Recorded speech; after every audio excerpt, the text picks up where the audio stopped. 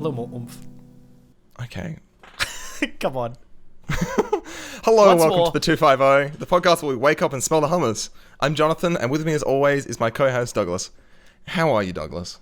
I'm doing really, really good. How are you? I'm doing very good also. I'm hyped up on coffee and alcohol. So Let's go. Let's record a podcast. Let's record a podcast. It's podcast time. So if this is your first time tuning into the 250, we've taken a snapshot of IMDb's top 250 movies of all time as of January 2020. And we've begun watching them from number 250 all the way through to number 1. In this podcast, we discuss our opinions, our thoughts, and our reactions to the movies within. Today's movie, number 246, is Aladdin. A street rat Aladdin and daughter of the Sultan Jasmine both feel trapped in their own lives. Jasmine seeks to escape the restrictive rules that come with her position as princess, and Aladdin wishes to escape poverty and live with the girl of his dreams. A magical lamp and the comical genie inside assists Aladdin and Jasmine to face off against the evil sorcerer Jafar as they seek their freedom. Damn, I really love how you just amp up the drama every time we do this. It's What, so when I do good. the synopsis? Yeah, it's amazing. I am an actor. You are. Ooh, you wouldn't. You might not know me, but Ladies and gentlemen, my name is Doug, and this is my character reel. That's it. just like punch out a bunch of film descriptions. This film was directed by Ron Clements and John Musker, and written by, the screenplay at the very least, was written by Ron Clements, John Musker, Ted Elliott, and Terry Rossio. There were a whole plethora of people that helped with the story, that are credited for helping with the story, but the screenplay was credited by those four people. Is that like a common Disney vibe to have a whole bunch of story people working on it? Yeah, I guess yeah. maybe for the Disney Renaissance, I'd say so. Just that I think with the quality of the stories that they were putting out so consistently, like surely there's no way that they would have been able to just go, Ron, John, what do you got in there? 1001 Nights? Yeah, that. But like with a kid, and there's lots of music and stuff, and we need Robin Williams. They're like, cool, you got it. Let's bring him in. Let's go. Yeah, there's no way that would have happened. Okay, yeah, no, fair enough. That's kind of like what they're doing now. I guess with like mixed results. Yeah.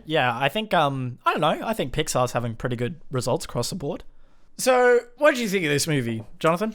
This is a good movie. I don't know what the fuck I was gonna say then. I like Aladdin a lot. I think Aladdin is probably one of the best Disney animated films because it's I can't super stomach the really early ones past like just kind of appreciating them for like being exciting new animation from when they happened. Are we talking like the Disney Renaissance? We're talking like Beauty and the Beast, Aladdin, Lion King, Pocahontas, like that neck of the woods. Sleeping Beauty type stuff. Oh, okay. The really early stuff. I'm like, that's cool because like this was like one of the first like really big animations of its kind. That's sick. Well, as I just listed off, like it was just hit after hit for Disney. Like, yeah, they kind of, I gather from my reading, I don't know loads about like all the stuff that's happened with like Disney's whole lifetime, but they had a bit of a dip after Walt died, and then Aladdin was one of the first films that kind of Little Mermaid was the first one, and that was directed by Ron Clements and John Musker as well. And then pretty much while they were midway through doing The Little Mermaid, they were also working on Aladdin. Right. So they were just like, Disney were just smashing them out, Punching honestly. them out. To get Little Mermaid, Beauty and the Beast, Aladdin, and The Lion King all released within the span of about 5 years. And then... Shit. It set them such a legacy. Right, okay. That explains a lot. And then past that, you've got Pocahontas, Hunchback of Notre Dame, Hercules, Mulan, and Tarzan. So, and they all came to, still good reviews, but, nowhere near as prolific they're not the as classics that... Little Mermaid. I'd say the four quote-unquote classics are Little Mermaid, Beauty and the Beast, Aladdin, The Lion King. They're like for me, they're like the real Renaissance period for Disney. Beauty and the Beast is pretty good. Are they all I know that at least the first three are very heavy on singing pieces, like kind of musical type numbers. They're all heavy on musicals. Okay. Because my recollection of The Lion King is very, very flaky. All 4 of those films have been adapted to live stage musicals. So there you go. But other ones, did they kind of tone that back a bit with the films after? I think so, yeah. So Okay. once The Lion King came out, and then they did Pocahontas, which it had a couple of musical numbers, but that came back to very average reviews. Right, okay. Pocahontas, and then Hunchback of Notre Dame had a couple of musical numbers spread in, and then Hercules was more poppy, and then Mulan has you got We'll Make a Man Out of You and Reflection, and but then Tarzan, it's been a while since I watched Tarzan, but Tarzan I don't think has any you've got Phil Collins doing Phil Collins, but I don't think there's any real, you don't get Tarzan breaking out into a 5-minute soliloquy or anything like that. Right, so, no, okay. Yeah. Anyway, no, we're getting a bit fucking lost here, aren't we? Yeah, we're sidetracked. My opinion on the film. Full disclosure, I've watched this movie since I was a kid, and this is my favorite Disney movie of all time. I think I'm of the same opinion. I not quite as absolutely adore this in-depth with movie. I still got goosebumps watching it for the sake of the 250. I was still laughing and finding new things to take away from it, which we'll discuss in the in the spoiler discussion section of the podcast. But yeah, I seem to consistently find new things to love about this film, and that is pretty amazing longevity, and credit to Ron Clements, John Musker, all of the vocals, the voice cast. Yeah, just the amount of love that went into this film is very, very evident to me. Yeah, no, I watched it for the first time only a couple months ago. But despite that, it seems a bit trite to say, it's a movie that both children and adults will enjoy. I think you can fucking say that about anything. I think it's a bit shitty. Yeah. But it truly is, a lot of the comedy is pretty, well delivered for an adult audience. So much of the comedy went over in my head as a kid. Yeah. Watching it now, I was like, oh, okay. Which I feel like is probably a big Robin Williams thing. Yeah, I've got a massive diatribe on Robin Williams here. I got a lot to talk about him. Yeah. Because the first time I watched it, I don't know if I was trying to unconsciously be I'm not like the other girls and be I really like Gilbert Gottfried because I like Gilbert Gottfried, and Robin Williams, whatever. But no, I watched it again. I'm like, fuck, he does a pretty good job. He's just too hard to look away from. He does all right. He's just sublime, and I'm not sure if have you seen any of Robin Williams' stand-up comedy? Not stuff? Loads, but I've seen a bit. He's got some really good material. And I believe just a quick trivia bit. One of the don't get into the trivia too early, mate. Yeah, no. Fucking but hell. For the sake of it fits in context. Yeah. One of the animators animated one of the sections of his stand-up comedy shows. As you fucker! That was in my fucking notes. As the Genie. You bitch! And Fuck then, you! Then that's what convinced Robin Williams to take the role, because he was just so stunned by how good it looked, and apparently he signed pretty much immediately after that. Peace out, Jonathan. I'm taking all your notes in this. Get out of here. God fucking damn it. All right. Would you recommend this film, Jonathan? Would I recommend this film? I would recommend this film wholeheartedly. Fuck a Lion King. Fuck all those other ones we were talking about. Watch this film and only this one. I would disagree. I would say if you're going to do it in order. Little Mermaid, Beauty and the Beast, Aladdin, Lion King. And then the Disney animated extended universe. Correct. You gotta watch it in sequence. Yeah. Exactly. And don't forget to watch Disney Armageddon at the fifth film, and it ties them all together. Disney Days of Future Past. As we will discuss in the spoilers, there is some connections, as is Disney. They do have their little interweaving threads throughout their animated Aladdin films. was actually Simba's great grandfather. So yeah, they kind of try and hide that in the background, but you can. If you look really closely, you can see where they CGI'd out Aladdin's tail. It's pretty cool. Yeah. It's a really tiny detail, but Yeah, and it took like 3 generations for them to get over to Africa. I'm going to assume it's Africa. I don't actually know the line. Yes, Africa. Yes. The Lion King. I was just thinking jungles. I'm like, there's jungles all over the place. It could be anywhere. But then I remembered, Amazon no, wait. rainforest. Yeah. Yeah, go watch this film and then come back and listen to us talk about trivia for like fucking 50 minutes. Yeah, and you know what? Skip forward about 5 minutes while I wait for the coffee to kick in, and then I can actually like be like a functioning member of society. Chucking the horns. The spoiler alert: if you haven't watched the film before, if you listen past this point without watching the film, I'll go on your podcast and I'll preempt your notes and I'll make you look like an idiot. That's what I'll do. I'll read your to notes fuck with and you. preempt your notes. Yeah, exactly. Wow. I'll. That sounds like a pretty dick move. I don't know who would do that. That's pretty disgusting. That's like one level. That's below pretty Hitler. foul. That's got to be like nasty. podcast 101. I'm going to say the main hot take that I took away from this, and I'm saying this so that I can completely cut that last bit from the podcast, and we can just imagine it never happened. Well, they wouldn't have heard it, so they have to imagine it never happened. Yeah, they have to imagine. Guys, I made a bad joke that was only funny in my head. You're really not missing out. Yeah. Trust me. Mm-hmm. I ran up past a bunch of people. No one laughed. And I was like, I'm going to try it one more time with Douglas. I heard and it. Yeah, and Douglas was like, what? Mm.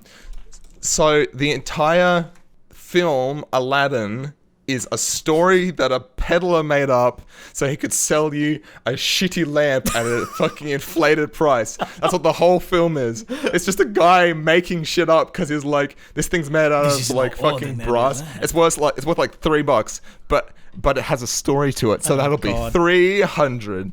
That's the whole film. But he tells the story in an hour and a half. Yeah, well, he tells the story in like an hour and like 7 minutes. Yeah. Yeah, so basically there's an abridged version. You know what would be great if you took that bit and then you cut it into just like 45 minutes of this dude talking, and he's like, but like his ability to like describe detail is like really poor, and he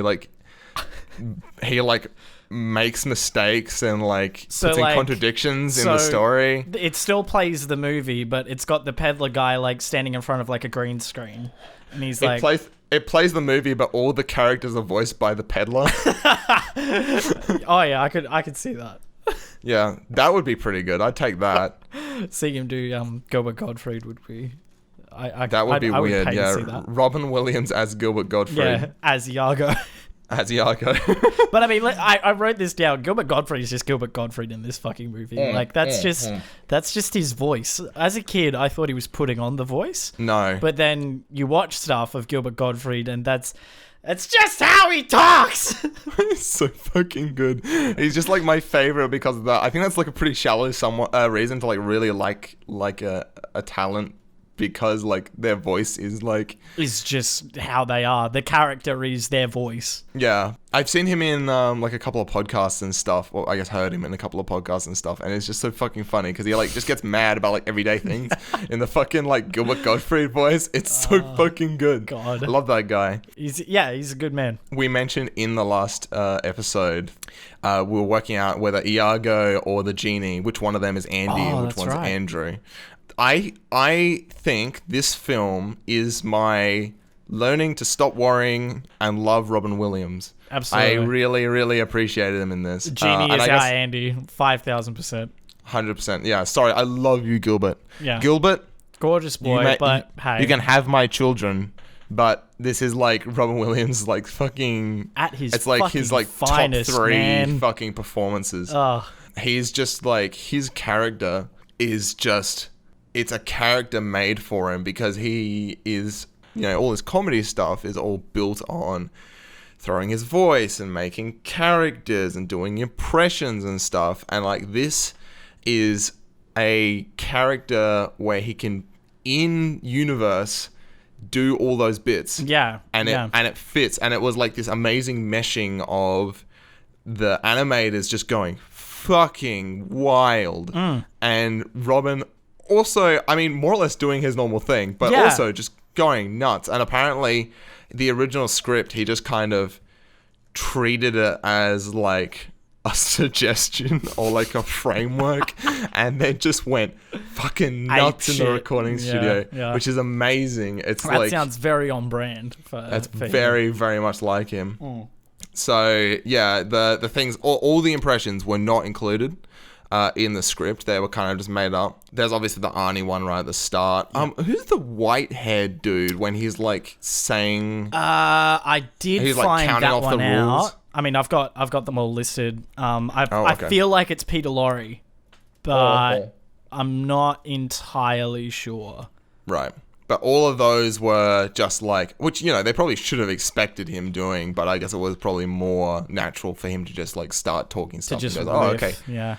This line would sound better if it was an Arnie impression, and then he did that, and it fucking works. It's amazing. So, according to some stuff I read online, there are 60 different characters, like sub-characters of the Genie. Yeah. He basically takes this character and like stretches it into like different shapes. So it's always the Genie, and his like the way it's performed is mostly the same, but he plays it off in completely different things. So he's got the sheep character, and he's got the zombie character, God, and I love the that fucking pokey machine, like all kinds of stuff. The bit where he's listing off the rules is like used to be one of my favorite bits as a kid.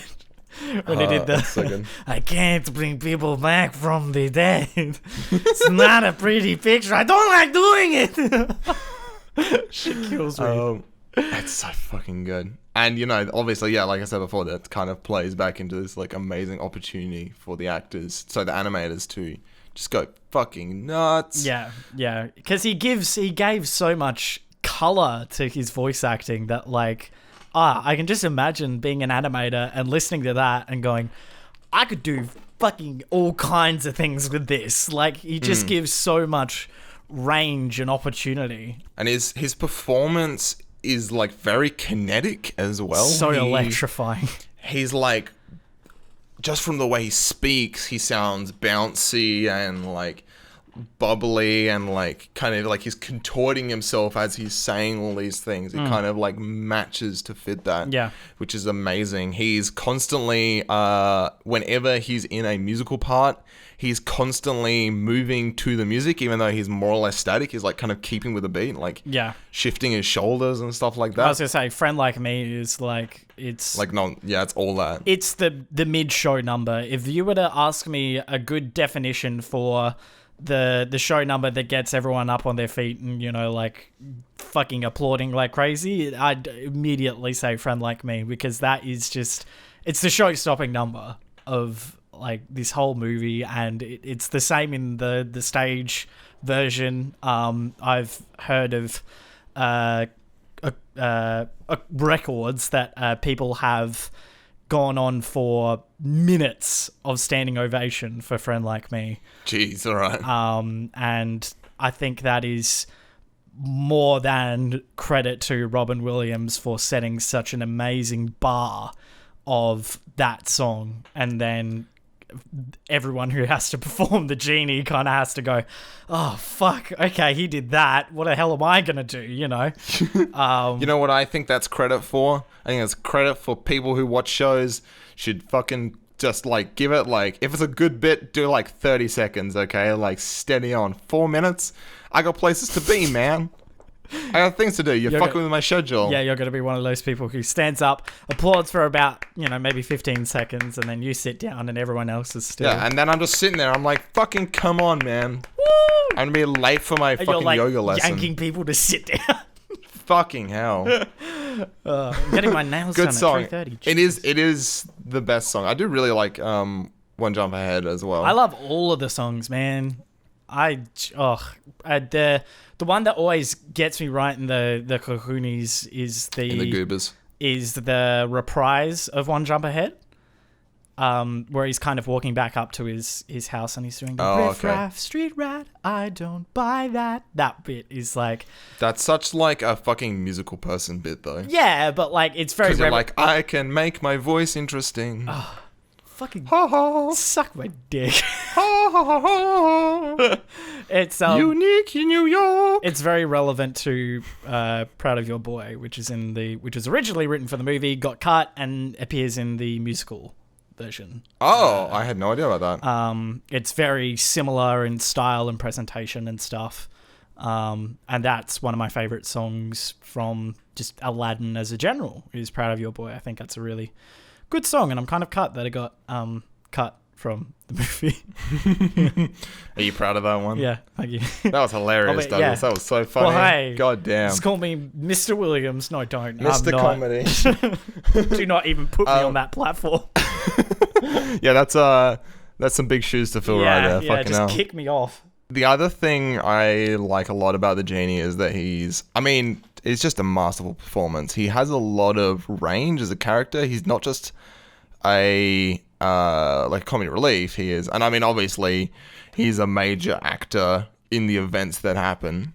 But Robin does a really good job of displaying a lot of emotion in this character who is initially just like, oh, he's like a goofy dude who's like funny and like, you know, whatever. He's like genuinely like mournful in a couple of things, and he's like the fear he has when, I guess, like worry he has for Aladdin when he pulls him out of the ocean and yeah, stuff like that. He's like just got a huge emotional range as a character as well, which is fucking so good. I think it's I mean, obviously the most relevant thing that I can think of is when we did Guardians of the Galaxy a couple weeks ago.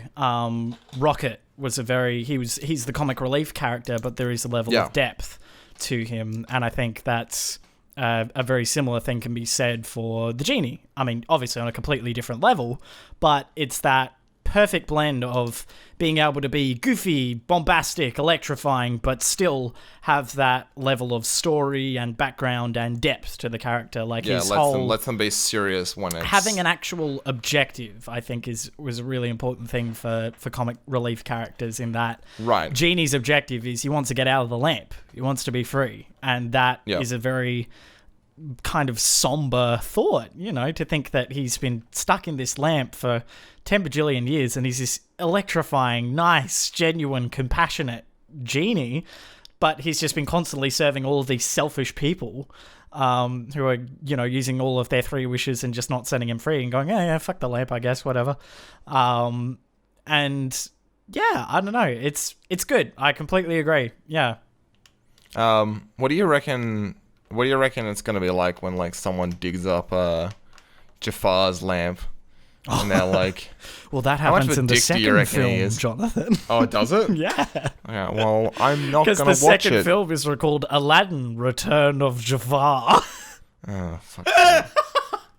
I like completely. At least I think it is. There's Aladdin, King of the Thieves, and then there's Aladdin: Return of Jafar. It's either the second or the third. I'm gonna like watch I need to catch up and like complete all the Disney films, but I'm not watching any of the fucking sequels. Yeah, that shit's straight to VHS though. You don't like need they're it. You basically don't need universally bad, right? The sequels. Yeah. Robin Williams doesn't reprise his role in the second one. Oh, and you've got Homer, Dan fucking what's his name? Homer Simpson. Yeah, the guy who voices Homer Simpson voices the Genie in the second one. Oh, that sounds rough. And he actually doesn't do too bad as an impersonation job. It's fine. Okay. But, you know, he does have that very, like, it's not Robin, though. But in the third one, Robin Williams comes back to reprise his role. But that is relevant to some trivia that we'll talk about later on, where there's a controversy between Robin Williams and Disney. I wanted to say it now because you've stolen one of my things already, so I want to steal one of yours. Okay, go for it. Okay, yeah. So there was kind of a big spat with Robin Williams. He basically, and correct me if I'm wrong, but I believe what he said was that he only wanted his voice to be used in the film. He didn't want it to be used in marketing, past the stuff that was recorded for the film. And I think, or maybe even he just didn't want it in the marketing. So yeah, it was merchandising. He didn't want his voice used in merchandising, so toys and things like that. And he got paid at union scale rate, which is the lowest legal pay rate a studio can give an actor. Oh, Jesus, I didn't know that's what that meant. And it was Dan Castellaneta. That's the guy who voices Homer Simpson. Yeah, so he basically, according to Robin anyway, not that I don't believe him, but he said that the contract was only for the film and that he wouldn't be using any merchandising, and then Disney was just a bunch of really cool guys and reneged on that, and did it, and then he was very mad. So Rightfully so. I love the quote from Williams. You realize when you work for Disney why the mouse only has 4 fingers, because he can't pick up a check. Hell yeah. Yeah, no. I was like, okay, that's reasonable to be mad about that. I think that's pretty like cut and dried to be like snippy about that. Yeah, just adding on to that whole controversy thing, the CEO, Michael Eisner, apologized to him with a peace offering of an original Pablo Picasso painting. Jesus. And Williams was still angered by that, and he didn't accept the gift. And it wasn't until the Disney chairman, Jeffrey Katzenberg, was fired and replaced by Joe Roth that Williams came back to Disney, because through Roth there was a public apology given, promises to right the wrongs, and then Williams was touched by that, and obviously I guess a different voice of Joe Roth rather than Jeffrey Katzenberg. There must have been some bad blood between those two. That makes sense. And then Williams was so humbled by that he came back for the second direct-to-video sequel, which was Aladdin and the King of Thieves. So there you go. Oh, and Disney was so happy that they threw out the previously completed recording sessions with Dan Castellaneta. So they recorded all of Dan Castellaneta's work for the film, and then Williams was like, "Oh yeah, I'll come back. I'll do the Genie," and then they just completely botched Castellaneta's stuff. Holy shit, that's rough. Oh, fucking God. hell. So yeah, that's definitely a story and a half, that one. I guess to go back through the film. Yeah, rather than jizzing over you remember Robin that. Williams. And I mean, it's a good cast. Like, they're all good. I mean, what is it? Jonathan Freeman fucking kills Jafar. I love Jafar. He's so good. Yeah, he's pretty good. Such a likable villain. Iago is also very good comic relief. Whenever, Genie is otherwise busy, Iago provides the comic relief in those eviler scenes with Jafar. Prince Abubu. Fuck's sake. It kills me. It's so funny. It's so fucking stupid. But just like because Aladdin corrects him and he's like, it's Ali Ababa, and then like Jafar's like, oh yeah, okay, and then he's heard that, he's taken that on board, and he still calls him fucking Prince Abubu, and that shit kills me. I love that. He's such a sassy minx. I love Jafar. He's a nightmare. Such a snake. I love him. And so horny. God damn it. Just a horny for power. Yeah, horny boy. I'm wondering if like I'm the problem. I'm wondering if like this is because they're all IMDb top films. That's why they seem to have like more, I guess strong female characters, or if I'm just like looking out for it with like no fucking real good reason, because a lot of films have that. I don't know. I think it might just be consequence that a lot of these first few films all have really strong female leads. Yeah. Jasmine is very like defiant and like self-actualizing, pretty clever as well. Yeah. She becomes pretty streetwise. Like I wrote down the bit where she vaults the gap. When Aladdin vaults the gap and he's setting out the plank for her. That reminds me of the bit in Castle in the Sky. I remember when I was saying there's the bit where Sheeta goes, I can do this and I'm a girl, and she says to Dola, she's like, you're a girl too. And then I made that joke. Jasmine is also a girl. Yeah, and then I made that joke sense. It all comes together. Partsu pushing Sheeta back down and going like, you're a girl, it's not safe up here. Like Aladdin putting out the plank is that. And then Jasmine vaulting the thing is her going, yeah, I'm a girl. Fuck you, bitch. I do this shit too. Over the top. Yeah, no, I love Jasmine. She takes zero bullshit, and it's wonderful. I had a mad crush on Jasmine as a kid. She was, I think that's totally reasonable. Gorgeous totally gal. fair. Yeah, she's not real, but does that really have to be the end? She was real in my mind, Jonathan. Yeah, exactly. That's the truth. The ensemble cast is really good. So Raja, Abu, and the Carpet are all really wonderful, and I love them. Yes, I actually really, really like the carpet. The carpet is like miming 101 almost. Like, just the game of charades that he plays with Aladdin all the time, and how he like uses his little tassels to like clap and point and stuff. Oh, it's so fucking cute. It's like how to make like one of the most expressive characters in the entire film is a rectangle. Yeah. Fucking. It's wild. Actually, so the carpet reminds me. The film is like has so much CGI, and it doesn't hold up. No, unfortunately, no. But it was just kind of interesting. It gets pretty close. The bit where Aladdin is escaping the Cave of Wonders, I thought was creatively very interesting. Like the bit where he flies towards that red light and then the camera like spins and turns and then it puts you in like a different room from that red light. I don't know. I thought that was kind of cool. Yeah, it's pretty clever.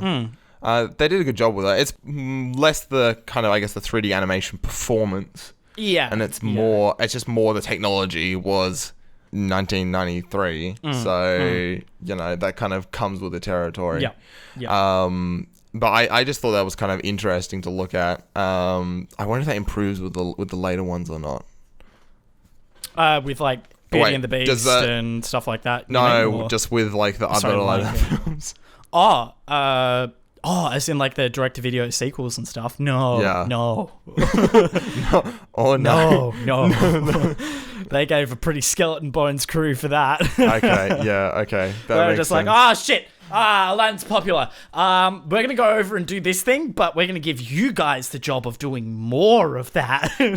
I'm not going to watch these films, but I just like the fact that they like exist. They're out there. Yeah. That just stresses me out, basically. Oh, there's a Sphinx nose joke. Oh yeah, the nose falling off. I wrote that down too. The nose falling off the Sphinx. I thought that was good.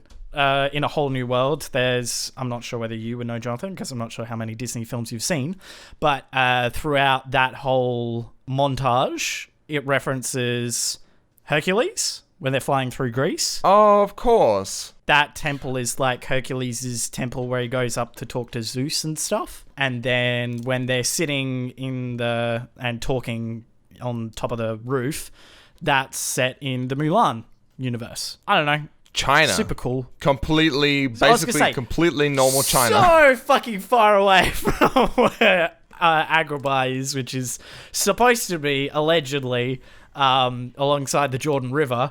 Right. they just hop, skipped, and jumped over to China to go and check out and see what Mulan was up to. Yeah, they're just moving at fucking hyper speed because they're there on the same night. Exactly, yeah. Fucking and they're like zooming away. And then they return in the same night as well. Jesus Christ. That carpet must be going at how many kilometers an hour? Jump jet, yeah. Surely someone's crunched the numbers on that and supersonic speeds. Tried to figure out how fast the carpet actually has to travel to get to fucking China and then back again. I mean, wait, and then via Greece. Yeah, correct. Yeah. So it goes north. They stop by Greece. Away from China. Yeah, and then they head over to China to go and chill out. Fucking okay. Jeez. That's a strange move. Oh, boy. There's a lot of quotes in this film that got me. I mean, it's the same thing with Guardians of the Galaxy. It's a very quotable film. You could any of Robin Williams' lines, obviously, but some of the other ones that got me were Gilbert Gottfried's when Jafar comes in to see the Sultan, and he says, there's a problem with your daughter, and then Iago flies over to sit on the Sultan's chair, and he goes, "What? A problem with your daughter?" Shit kills me. I had Robin Williams' performance where he's sitting there and he's like, "I can't believe I'm losing to a rug." Yeah. It's just so fucking like out of left field. Yeah. That's amazing. It's your move. And then he moves and wow, that's a good move. Can't believe it. When in that same scene that I was talking about with the Sultan, Iago, and Jafar, and then Jafar tries to hypnotize the Sultan with his scepter thing. He goes, "You will marry the princess to me," and then the Sultan is like, "I will marry the." But you're so old. Yeah, I had that written down. That shit flew over my head as a kid, but like, oh, that's so good. There's another one where, at the start, where the Sultan's like trying to introduce her to a new suitor and she's not impressed. And he's like, her mother wasn't nearly as picky. Yes. Oh, it's so good. And he's playing with his fucking toys again. It just plays back into itself. Along with that line, the when Jafar Sultan announces to Jasmine that she'll be marrying Jafar, and then Jafar comes in and he goes, "Speechless, I see a fine quality in a wife." I was like, ooh, oh wow, I didn't see that one. Did God you not damn really? it. Oh, that got me like No, straight away. I was like, Fucking pause hell. the film. It's just constantly quotable. Yeah, It's so yeah. good. The bit in the market where Jasmine's like walking through the market, and it's just like, and once again, it's more of a performance thing, but it's like, oh, pretty necklace for a pretty lady, and the last guy's like, fresh fish, just like yells at the top of his voice. Sugar dates and beads, sugar dates and pistachios. Oh, I love it. I guess animation wise, it's kind of hard to compare. Like Disney, it feels like it's the baseline, that like style of animation, and I don't think it, when compared to a lot of other Disney films, it doesn't break the mold heaps. Yeah, But they do play with it a bit with the Genie, just besides all his like transformations and stuff. He's a very stretchy character. Yeah, very fluid. So he's not fucking restricted by the physical laws of material beings. Yeah. So he'll really, they already have the kind of stretch style of, what's it called? That like over animation style. Yeah. When I know what you're talking about. Yeah, well, like it's got not buoyancy, but you'll exaggerate a particular correct. frame to accentuate the end result animation. So that's obviously already happening. The particular movement gets exaggerated by this exaggeration. I guess I just exaggerated twice. But that's kind of the Genie's whole thing, which is really, really cool. And there's also when Jafar turns into a genie, he has the same thing. He's like stretching up to this massive, like imposing figure. I didn't pick up on that. It's kind of cool. That whole bit with him like being like this all-powerful sorcerer and like transforming and stuff, and I feel like it was a little thing, but I loved when the Genie is now like under Jafar's control. He goes from being this fun, bouncy guy to being like this like creature. Just like the way he's like drawn, when he's like massive, he's like picking up the palace. Yeah. His eyes are shadow. He's like completely like covered in shadow and stuff. He's like obviously still the same character, but he's like completely different in like the way he's depicted. And every time really, really Jafar wishes for something, he looks away to yeah, he like covers his like, eyes oh, and like God. twinks. They like, obviously that's like a huge opportunity for them to kind of goof around, which was really cool. I've got in the Prince Ali bit, the Genie has titties. Oh yeah, that's weird. Where she's a girl for like half a second up with the belly That's dances. a weird thing. Yeah. He's got massive he's got tits. boobs. That's a strange vibe for Robin Williams, but I'll take it. Yeah, I think that the general moral of this film is that lying is bad. That's the one that I got as a kid. I was like, oh, you don't lie. Be truthful and be loyal to your friends. Be loyal to your word. And just be truthful with who you are. Don't fart ass around and try and be someone that you're not. Just be you. Message. Obviously it's the point of the film, but it just hurts me. That whole bit where he's just like, just tell her the truth, and he's like, I'm gonna lie to her, even though that like me as a 25-year-old adult is like, no, that'd be fine. Like she'd be like, okay, that's crazy. I can't believe you found a genie. That's so cool. I wanted to be with you anyway. It wasn't about you being a prince. The law just got in the way, but it's just like, nah, this is the only reason she likes me.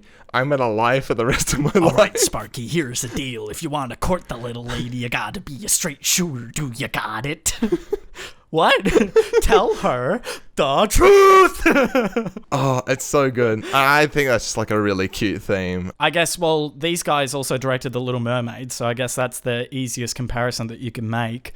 The main thing that I picked up on Aladdin watching this time was their use of color. They use, obviously, red to depict the more evilly darker bits. So, obviously, Jafar is all dressed in red and black. And then the bit with the final conflict is all... It has a very red tinge to it all. There's a lot of red going on lots there. and lots and lots of red. Blue is like the good, the innocence, so, obviously, Genie is blue. Jasmine is wearing blue clothing. There's a lot of the night scenes that have a very blue, dark blue tinge to them. And then the sandy desert colors are neutral. So they're like we're neither being good nor bad here. We're just kind of, this is just as seen, I thought their use of color was really interesting. And then... I didn't actually pick that too much, but it's definitely something that I, like, unconsciously, now you're talking about, I'm like, oh, shit, yeah. I think I recall that. And then, obviously, with Little Mermaid, it's kind of harder to do more colourful things with that because it's fucking half the movie is set under the goddamn water. Yeah, it's like a coral. You kind of just have to go blue, green, make orange. Reds to make things pop. Yeah. I think the animation style between Aladdin and Little Mermaid is very close, especially a lot of their like close-up shots. Like bits of Aladdin's face, and then I can see the same style in the close-ups on Ariel's face in The Little Mermaid.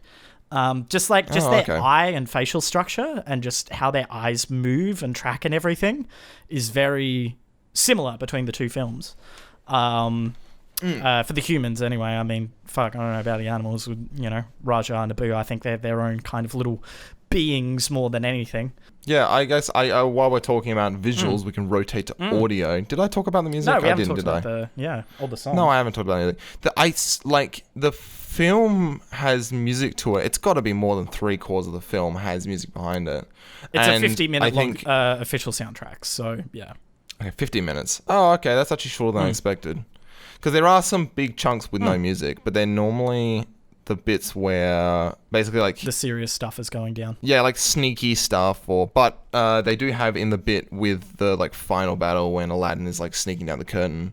They had the same music and they just kind of like pitch it right down. They kind of bump it to the back kind of thing. Yeah. Which was kind of clever. It uses a lot of like the emotive music, the big orchestra with like the melancholy bits and like the big crescendos for like exciting sections or things like that. That was because I think Laputa didn't really have that, did it? In the dubbed it did, but not in the subbed. Yeah. Right. Yeah. Once again, makes sense. Disney dub. Yeah. Okay. It all comes back together again. That all kind of tracks. Yeah. Which was fun. I think it definitely benefits. I think it sets a real good pace for the film. The music really kind of keeps things chugging along for me. And obviously, all of the musical numbers in this movie I just adore. Like A Whole New World I've always loved, and then the Broadway rendition of A Whole New World is on a whole new level. It's a whole new world. And then, Friend Like Me is always a bombastic showstopper, One Jump Ahead. I love all those numbers. Prince Ali I used to adore as a kid. I used to fucking watch Prince Ali, like that Prince Ali section all the time. Oh, you're just watching on the tape? Yeah. I just like rewind it. Rewind it. Prince Ali That's again. amazing. Because it was so catchy. Did you break the VHS? Yes. Nice. I did that to a Bob the Builder VHS when I was a kid. Hell yeah. I don't miss those things. Bob the Builder. What a classic. Quality. Do we have anything else to really cover on the film? There is some interesting use of like scale and interesting shots and stuff. Obviously, there's constant scale things where stuff's exaggerated, but not really. Like in the end scene where there's like the massive genies and stuff. It's like that's like an exaggeration. It's like showing off their power and stuff, but it's actually in universe they are that huge. I thought it was, and stop me if I'm reading into this a bit too much, but the shots with Aladdin and his little tower top hideaway, he has this like great sight of the city and the palace, which is kind of like feels representative of his aspirations. But he's also got this height already, which kind of makes it feel like the area that he's at is already just he's perfectly comfortable with it, and it almost implies that it's just as good a way. It kind of felt like that to me. Right. Anyway. So like the place that he's living at is just as good as the palace in that he gets a good view and, you know, he can't really complain. Is that what you mean? Yeah, I don't think it was that explicit what they were going for. I think it was more of like emotionally, he's still, you know, living a very happy life and whatever. I think he's trying his best to live the palace life. I think that's what I get out of it, is that I like that. That's he's really trying to... He wants that palace life and the rich and the, you know, living with the princess and, you know, all that thing. He wants that so badly. Right. That he found that spot and that felt like his palace. That felt like his own little slice of, you know, the rich life. And I could imagine, like, you know, him and Abu, like, doing, you know, little... Fetch me my grape servant, and, you know, Abu doing that. I think he's literally just saying the stuff in like a heavily like monkeyed voice. Yeah, heavily monkeyed voice. There's like a couple of shots where he's like he's just saying stuff. I turned on the subtitles and they subtitle a lot of Abu's stuff, and listening to Abu's voice and then reading the subtitles, you're like, oh my god, he's saying that. He actually said that. Yeah, very clever. It's a bit weird. No, I like that because monkeys can mimic voices, I guess. So I like the idea that Abu would have listened to Aladdin for, you know, I can imagine that Abu and Aladdin would have been together since Abu was a little baby monkey. Abu would have been listening to Aladdin talk since forever, and he would have picked up on some words. My last big note is kind of the conclusion was like a very neat way to wrap up kind of all the characters. You know, Aladdin has finally been truthful or had the truth like thrust upon him, and at that point his cleverness and Jasmine's cleverness basically come up against Jafar's greed, and that's like his final downfall. I did actually like that. The way that they defeat Jafar is like that's another, I guess that's kind of a secondary theme against just like greediness and like this lust for power that he has. Doesn't work out well for him. He gets put in a lamp. His second wish is to become... With Gilbert Gottfried. His second wish is to become a sorcerer. And then, Aladdin proposes the idea that, you know, that's not enough. You got to be bigger than that. Yeah. And then that triggers Jafar's like, oh, I do have to be bigger than that. Make me a genie. And we're back. I just said some dumb shit and I don't want to put it in the podcast. So Douglas, hit me with that trivia, bitch. Oh, sure. What a great, flawless segue. It was good. I'm like a radio presenter. I've got a lot, so I'll try and smash it out as quickly as I can. But just chuck out a bloody couple of them. Triage them. Give me the best. We were talking about Jasmine a little bit earlier, and Jasmine was originally supposed to be a very different character. Right. In the early screenplays, she was supposed to be a bit more active in the earlier screenplays. Oh. At one point, she was supposed to confront the Sultan and angrily declare, "We have to talk." But the animators nixed it because it would have meant designing an entirely new room for that talk. So, oh my god! So they fell back on showing Jasmine crying instead, which made them cringe. Also, when Jasmine was trapped in the hourglass, she was supposed to use the jewel in her headpiece to cut herself free. Right. But this was changed to a last-minute rescue by Aladdin, which is, I don't know. I would have liked her to see her cut her way out. I think that would have been nice, but... The very ending of that film, she's just like, I'm now helpless, I guess. The prize character who has been trapped in this fucking... I'm in a glass case of emotion. I would have liked to have seen her use a little bit more of her, ingenuity, but... That would have been cool. Jasmine... Sorry, we've been doing Anchorman quotes before this. That's what that came from. Continue. Jasmine was also going to be a spoiled brat who wanted to marry the richest of all the princes, only becoming a sweet girl who learns humility after falling in love with Aladdin. They even had a song written for her called Call Me a Princess. Huh. And the production team dropped it because they thought the personality wouldn't work with audiences and they wouldn't like it very much. Good move! Yeah, I'm glad they cut it. Yeah, I think that sounds like shit. Also, when Jafar wished to rule Agrabah, the original idea was for time to be altered, so everything was as if he had always been the Sultan. Everyone's memories would have been altered, and Aladdin, Abu, and the carpet were only unchanged because the carpet wrapped around them and protected them from the magic wave. This idea was deemed way too confusing, and it was scrapped as well. Looking at you, Marvel! Endgame was okay. Yeah, I mean, it does, They make it they do very well in making They did the best they could with that convoluted plotline. Oh, well, we'll be talking about that later We anyway. will be talking about that later. In Friend Like Me, one of the lines is Scheherazade had 1,000 tales. Scheherazade, I should say, sorry. Scheherazade was, of course, the supposed author/teller of the stories from 1001 Arabian Nights, from which Aladdin is based off of. While there was not actually 1,000 tales, she did allegedly keep the Sultan entertained for 1001 nights. Nice. Nice.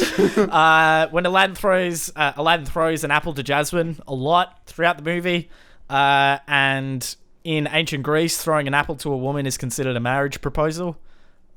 So he does that when they're flying over Greece. So fuck, that's like such a good idea. Do you know how much rings cost these days, man? Yeah, It's just bad. toss an apple, fucking lob an apple at someone in Greece. Easy. Yeah, bloody fucking 60 cents, local Yeah. Woolies. Got it Just handled. fucking cricket overarm bowl that shit out of her. Just straight up like go to like a festival with like a bag just of apples pitch it and at be her like, forehead. No, just throw it at just random people. Yeah. Someone will come back to you and go, oh yeah, sure, let's go. Probably with an acquired brain injury. Yeah, from the so apple with a you mild threw at them. concussion. In the previous screenings for the movie, audiences did not applaud after the big song numbers. The animators wanted applause, and so somebody stuck the genie with an applause sign at the end of Friend Like Me. The joke amazing. worked and the sign was kept for the movie. I just love, there's something about it. It's just got like the neon that noise. It's like, yeah. that's so good. When Iago pulls a picture of him and Jafar out of the cage and the line, how about this picture? I don't know, I think I'm making a weird face in it, was ad-libbed by Gilbert Gottfried. And I really like that. I did make a note of that Robin one. Williams could not stop laughing when he heard it, so he convinced Gilbert Gottfried to do it. That's great. During the course of recording the voices, Robin Williams improvised so much that they had almost 16 hours worth of material. Wow. And because Robin Williams ad-libbed so many of his lines, the script was rejected for a Best Adapted Screenplay Academy Award nomination. So the script was too separate from like correct. the actual final Yes. production that they're like, no, We this is not can't- represented. yeah, That's yeah. hilarious. The opening scene with the peddler was completely unscripted. Robin Williams was brought into the soundstage and was asked to stand behind a table that had several objects on it and a bed sheet covering them all. The animators asked him to lift the sheet and, without looking, take an object from the table and describe it in character. Much of the material in that recording session was not appropriate for a Disney film. Whenever Aladdin tells a lie, the big purple feather on his turban falls and covers his face. You just picked that up. I just picked it up and very then I put it good. right back down again. While recording... Oh, like the feather. The peddler through line was that he was supposed to be the genie and appear at the end of the film. So the peddler at the beginning was, he's got the same kind of design as the genie, and they're both voiced by Robin Williams. The moustache and everything, and the clothing is all kind of very similar. But they ended up nixing that idea and just going with the genie going free and, skedaddling out of there, and then they just kind of forget the peddler. Oh. Yeah. As we've already said, I adore this film, and it's my favorite Disney film of all time. There's some pretty close contenders, actually, that are on the list, especially WALL-E. I think WALL-E is... I'm making the distinction. Disney Okay, animation sure. separate from Yep. Pixar films. I can buy that. So if it's just a Disney animation film, it's like that or like The Lion King, honestly. Yeah. And I would prefer to watch this one. I think it's... I mean, just how... My boy Robbie. Hilarious this film is. Can't go past him. And, obviously credit to... My boy Gilbert. Whereas, like, the themes of The Lion King is Simba's like, oh, well, my fucking It's uncle Hamlet killed my with dad and then he furries. blamed it on me, and then... And then Pumbaa and Timon are like, yeah, but have you tried not worrying about it, El Mayo? Oh my god, I can't wait until we do the Lion King podcast. Oh, God. Oh god.